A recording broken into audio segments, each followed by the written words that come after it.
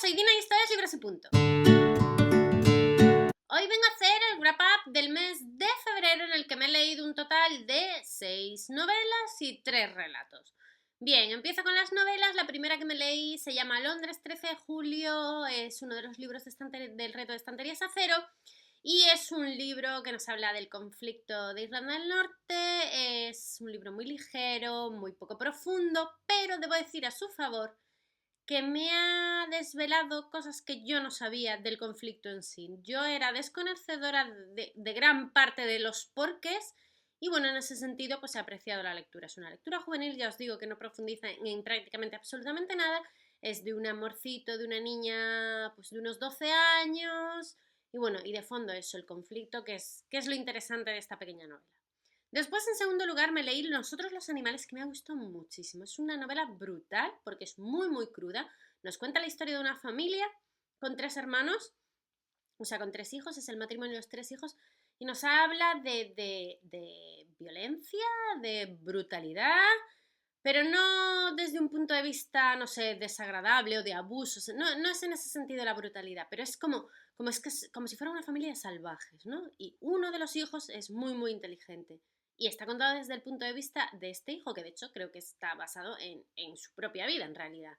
Entonces nos presentan ese amor insano, pero súper necesario o súper básico, de eso, de una panda de salvajes y de cómo ese hermano lo ve todo, lo vive todo, lo sufre todo.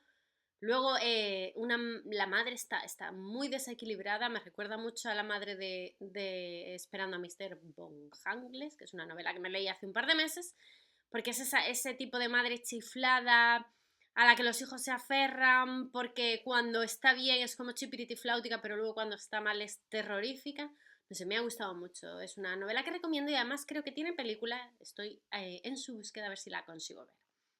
En tercer lugar, me leí Stitches, que es una novela gráfica que me resultó brutal. O sea, me gustó, debo decir que me gustó, pero es muy dura, es muy dura porque es que el papel de la madre, bueno, es la historia de un crío, ¿no? Y de su vida en familia mientras va creciendo, pero su madre es como es malísima, no sé cómo decir, cómo transmitir cómo me llegó a mí esta historia, en el sentido de yo no podía comprender a esa madre del demonio. O sea, una madre malísima, pero mala así gratuitamente, antipática, lejana, fría, súper cruel. Y luego, si ya hablamos de la abuela, o sea, la madre de esta madre del Señor, o sea, no sé, me ha parecido muy, muy, muy duro, un libro, o sea, una historia muy dura, pero me ha gustado a la vez. O sea, no puedo decir nada malo de ella porque está francamente bien contado y te llega con mucha facilidad, ayudado también por los dibujos, lógicamente. Que son unos dibujos que también debo decir, yo no entiendo nada del tema, pero tal y como están dibujados los personajes, parece que te llega todavía más, porque los ves así como tan escuálidos y medio amorfos, que es como, está muy bien. Después, en cuarto lugar, me leí Génesis, que es una distopía que me ha sorprendido un montonazo. Ya me habían dicho que era un libro de estos que sorprende, porque bueno, al final tiene como un giro de la trama de esos que te dejan loca y que yo no me esperaba en absoluto además. Pero el libro en sí tiene un deje filosófico, nos hablan de, pues eso, una situación de fin del mundo, catástrofe mundial, y nos quedamos en una pequeña isla, bueno, pequeña, lo de pequeña lo digo yo, a mí me da la impresión de que no era muy grande, bueno, en una isla que gracias a que se aislaron sobrevivieron, ¿no? Y entonces nos hablan de cómo afrontan el mundo después de esta crisis mundial en la que quedan ellos y 4 más, y de cómo ellos se encierran y no dejan que pase nadie. Y lo que sucede, ¿no? Con esa sociedad futura. Y no sé, al final, de verdad, el final es brutal, brutal. De verdad, me quedé sorprendidísima. Es que no me lo esperaba en absoluto, porque están constantemente planteándote, desde el punto de vista del protagonista, cosas muy de moral y de ética, de acoger a los de fuera, ¿no? Habla mucho pues de la emigración en cierto sentido, del egoísmo, de la supervivencia, no sé, habla de muchos temas, eso, morales, pero luego al final te sorprende con algo que no te esperabas en absoluto. Y es sorprendente porque está contado desde el punto de vista de una niña o un adolescente y nuestro personaje va a dar como el final de una tesis, ¿no? Algo así. Ella habla en primera persona, pues de cómo es su vida, de que ella se ha dedicado a los estudios, de cómo es un poco la sociedad, y nos habla, o sea, ella habla en su tesis del pasado, de cómo surgió el cambio en la sociedad en la que vive actualmente. Y no sé, bueno, es que es muy sorprendente todo, de verdad, y la recomiendo muchísimo. Me ha gustado mucho porque ha sido totalmente una historia que no esperaba en ese sentido. Después, en quinto lugar, me leí La extraña desaparición de Esme Lennox, que es un libro de Maggie O'Farrell que yo tenía muchísimas ganas de leer porque ya había leído uno anteriormente de ella y me gustó muchísimo. Y este lo tenía ya anotado de hacía 1000 años porque no sé si es el primero de ella, pero es de los primeros.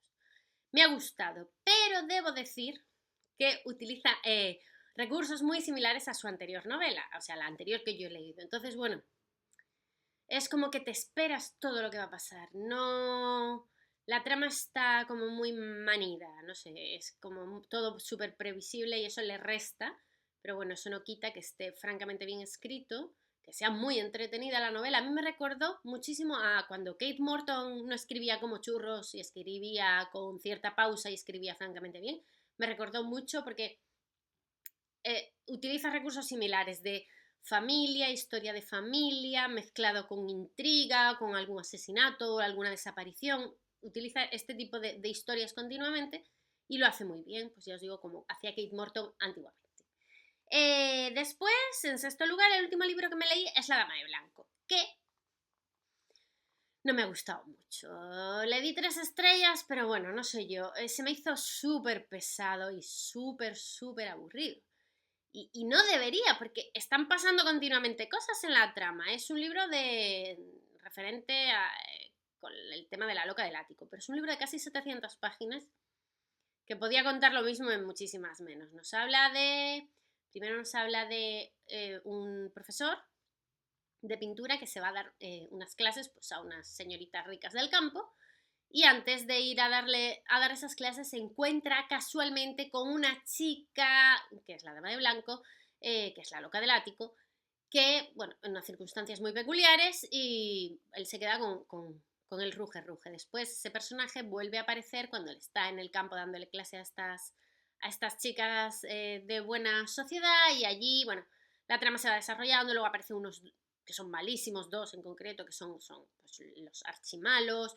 Uno se casa con una de las chicas a las que le da clases de la que él está enamorado, luego hay un asesinato, vamos, ¿qué quiere decir? Que pasan un montón de cosas, la trama va y viene y va y viene y te van desvelando poco a poco, no se guardan como todo para el final, debería ser una cosa como muy entretenida y a mí se me hizo muy aburrida. Y es curioso porque los personajes están bien trazados pero le echa mucho rollo y se hace, de verdad, se me hizo pesadísimo, lo acabé, yo no sé todavía muy bien por qué. Porque bueno, era para el reto Liluleo y quería tener ya esa lectura lista y un poco me obliga a mí misma porque siempre hablan de este libro en cuanto a thriller, como pues un thriller imprescindible, de los primeros, de como que dio nacimiento casi a un género. Bueno, hablan muy bien de este libro en muchos sentidos, La loca del ático, como que hay varios recursos que a posteriori se han usado muchísimo, pero bueno, yo no sé si es porque el libro es de otra época y entonces como que no terminas de encontrar los puntos en común o la narración a la que estás acostumbrado y a mí, pues eso, que no, que el que quiera que lo lea, pero yo personalmente no lo recomiendo mucho. Después, y me olvido decir que además hay dos cosas en este libro que me chocaron un montón. Hay un personaje que se llama señorita Holcombe o Halcombe, bueno, una de las que tienen dinero, a las que él le va a dar clases, que es tan machista, dice unas cosas tan horribles de las mujeres, como si fueran chistes, además, que no me gustó nada. Entiendo el libro que está escrito en el siglo XIX, pero bueno, así no me gustó en absoluto. Y luego el narrador se dirige al lector dando por sentado que el que lee es su nombre. No sé si es un error de la traducción que yo tenía o es así, pero eso en concreto me resultó especialmente molesto. Pero bueno, no sé si es un error de la traducción, así que bueno, no profundizo mucho más. Y continúo. Séptimo lugar, que ya empiezan, o sea, los 3 relatos, me leí. El primero de los relatos fue Rip Van Winkle, que resulta que es un cuentecillo americano, que por lo visto en América lo conoce todo el mundo. Yo es que no sabía prácticamente ni que existía, pero bueno, hablan de él como, bueno, de estas típicas cosas que tienes que leer y demás. Bueno, como era una cosa corta, pues allá que la leí. no le daría mucho bombo, ni lo recomendaría mucho porque realmente creo que es una lectura bastante infantil, que nos habla del paso del tiempo, de que no seamos vagos, que hay que ponerse al carro porque si no el tiempo pasa por delante tuyo y no te das ni cuenta y al final no has hecho nada de tu vida. Básicamente esa es la historia que cuentan. El Rip Van Winkle se va un día a la montaña con su perro, él es muy vago y se hartan de decirlo, su mujer le está siempre riñendo porque es vaguísimo, porque no trabaja, porque no sé qué, no sé cuándo. Un día se va a la montaña, se queda dormido, porque ve a unos señores y se va a una fiesta, no sé qué, bueno, una historia así un poco fantasiosa, y cuando se despierta han pasado como 20 o 30 años, su mujer ya se ha muerto, bueno, y una serie de historias. Y bueno, lo que te viene a contar un poco de la moraleja es eso, pero que no le echéis mucha cuenta porque la verdad a mí me pareció un relato muy, eso, como infantiloide, en plan para niños pequeños. Después el segundo relato que me leí fue Paradero Desconocido, que se va directamente a los favoritos de este año, o sea, pero es que me ha gustado muchísimo. Tiene que 30 páginas, como mucho, es que no sé si tendrá 30 páginas, y está tan bien contado, tan condensado, y te llega tantísimo. No puedo decir mucho porque, claro, lo que pasa con estas historias cortas con un choque tan grande es que normalmente si dices algo ya las estropeas. Entonces, lo único que os puedo decir es que son cartas entre dos amigos, uno vive en Estados Unidos y es judío y otro vive en la Alemania nazi, o sea, nazi que empieza a serlo, ¿no? En el 32, 1932 aproximadamente, empieza el carteo. Él acaba de volver a Alemania eh, y es socio del judío que está en América. Son socios de una galería de arte y bueno, pues este hombre ha prosperado y se ha vuelto a Alemania, su patria natal. Y ves cómo van carteándose y cómo van cambiando a medida que pasa el tiempo, que es que te quedas alucinado y aún encima hay una historia de venganza y es tan buena la historia de venganza, no puedo decir más, pero es brillante, es que me pareció fabulosa.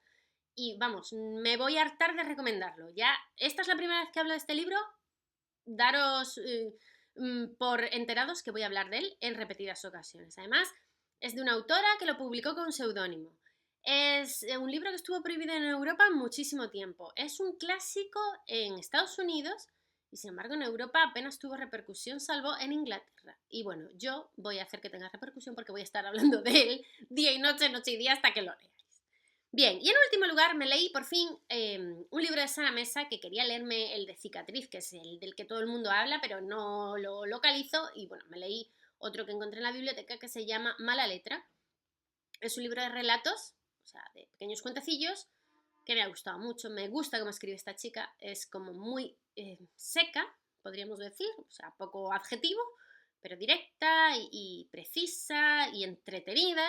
Y además tiene uno de los relatos, habla sobre la mala letra en concreto. Y yo personalmente, es algo que sufrí mucho cuando era pequeña. A mí siempre me decían que no iba a conseguir estudiar en el instituto porque los profesores no me iban a corregir los exámenes porque tenía muy mala letra. Como que le daban mucha importancia a lo de la letra, tenía que hacer un montón de caligrafía, siempre me estaban diciendo cosas y al final no sé por qué, porque luego eso pasó y nunca nadie más habló mal de mi letra, ni dijo nada de mi letra, todo el mundo entendió siempre mi letra y no entiendo la presión que yo sufrí con lo de la letra. Entonces, en este relato en concreto me ha gustado mucho porque a la pobre de la protagonista, que en realidad es la escritora, le pasaba algo muy parecido.